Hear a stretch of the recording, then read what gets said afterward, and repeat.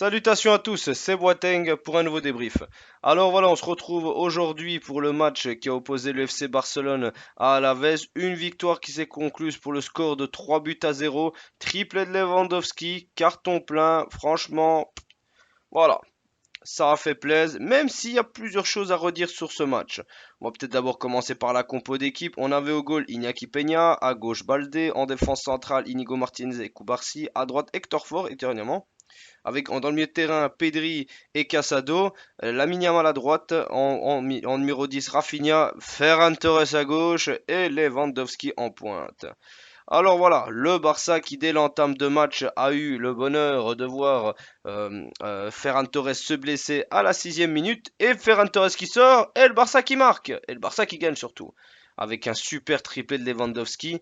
Franchement, très très bon match de sa part, même si voilà, beaucoup vont s'extasier. Waouh, il a encore mis un triplé, incroyable. Lewandowski contre des équipes comme Alaves ou quoi, ça ne m'étonne pas qu'il marque même qu'il mette des triplés. C'est une très belle performance, surtout à son âge. Mais moi, où je vais vraiment l'attendre, c'est surtout pour au match contre le Bayern et au Classico. Parce que moi, je peux déjà le dire à 10 km, je pense pas qu'il fera un gros match au Classico. Et encore moins face au Bayern de Munich. Mais bon, c'est des points très importants, c'est des points qui vont nous permettre de prendre vraiment cette Liga. Parce que là, on est toujours à 3 points d'avance du Real Madrid. Mais on pourrait croire en disant 3-0, waouh, le Barça a fait carton plein, le Barça les a dominés. Ben oui, la première mi-temps, elle est incroyable de la part du Barça. C'est clair que la mi-temps, on leur a laissé aucune chance, même si on a eu un but annulé pour Tony Martinez. Je ne sais pas pourquoi il a été annulé. Je pense que c'est sur Vicente, de ce que je peux comprendre, qui était hors jeu. Moi, j'ai pas l'impression qu'il l'est réellement, mais bon, selon le VAR, il l'est. C'est assez petit. Mais voilà, le Barça se rassure avec le 3-0 à la mi-temps et a beaucoup souffert à travers cette deuxième. Franchement, si c'est pas Alaves qui rate énormément comme ça se paye cash, hein. Parce que Iñaki Peña n'a pas non plus été très très rassurant. Mais on a Alaves qui a raté énormément de vent, des occasions limite cadeaux, honnêtement. Iñaki Peña a fait ses petits arrêts quand il fallait. Il sortait énormément parce que la défense était très très haute. Et ça a fait que ça a eu surtout pour conséquence qu'Alaves a eu de 10 hors-jeu à travers ce match.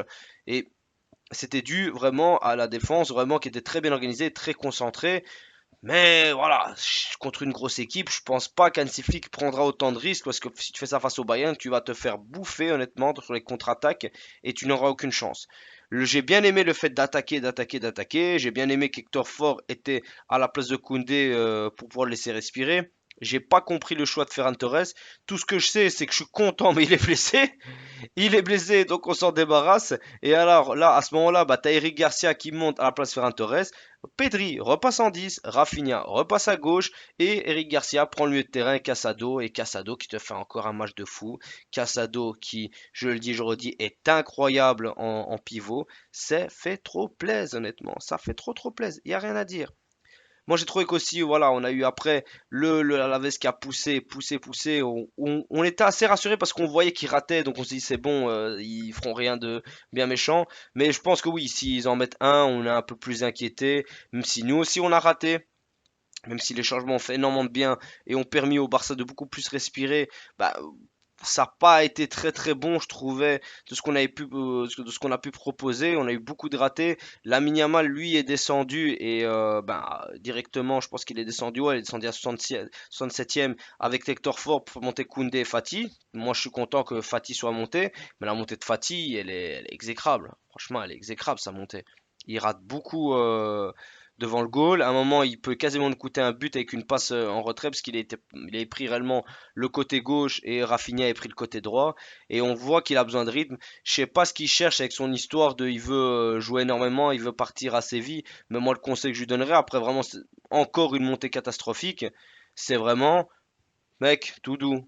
Franchement, tout doux. Reste à ta place, accepte d'être un joker, montre ce dont tu es capable et réponds présent dès que tu montes sur le terrain. Mais là, tu peux pas le mettre titulaire. Ouais, il a le numéro 10, c'est sympa, mais il peut pas être titulaire. Il montre vraiment qu'il y a beaucoup de lacunes, qu'il a plus le niveau là actuellement, qu'il a besoin de rythme. Moi, je veux bien y croire en Ansu Fati, vraiment, je veux bien y croire, mais il doit être patient, écouter et vraiment ne pas faire de chichi avec le coach ou sur les choix ou avec le club. Moi, pour moi, c'est tout dans l'intérêt d'Ansu Fati.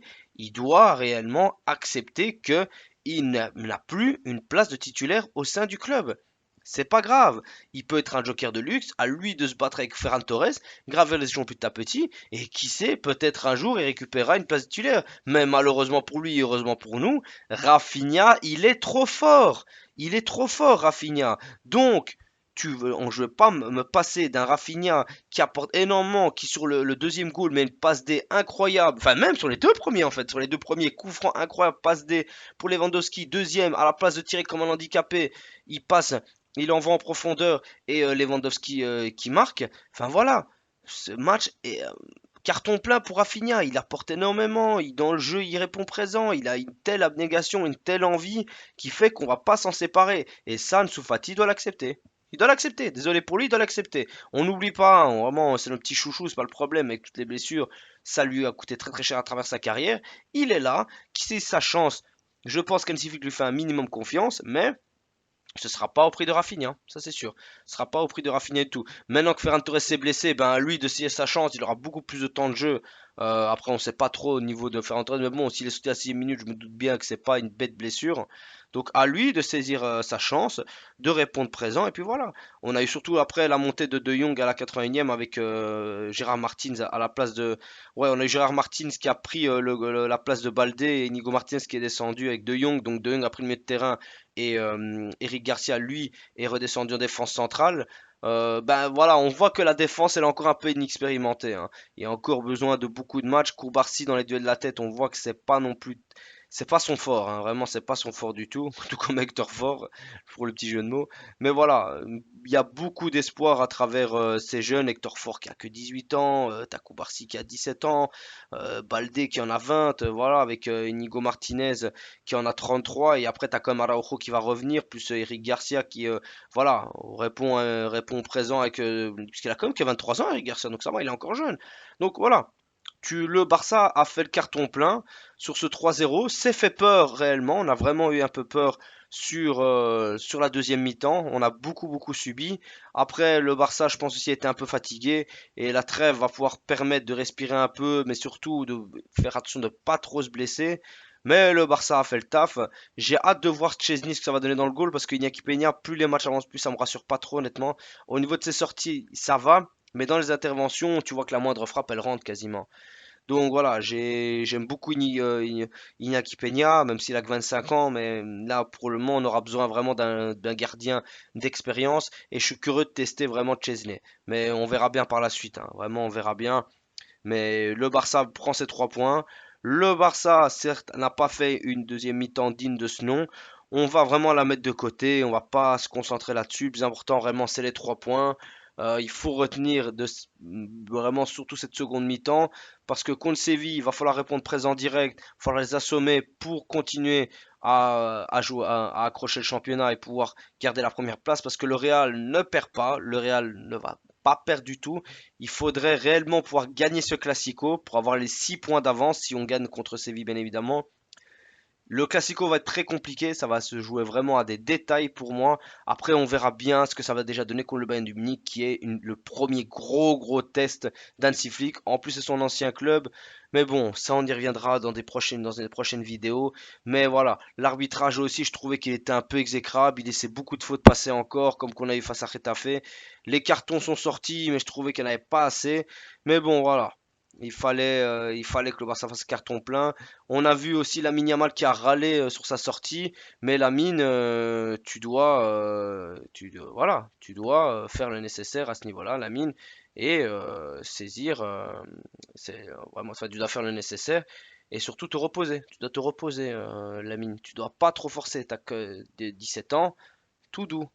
Si t'es blessé, notre saison elle est foutue. Je le dis haut et fort, notre saison elle est foutue. Voilà.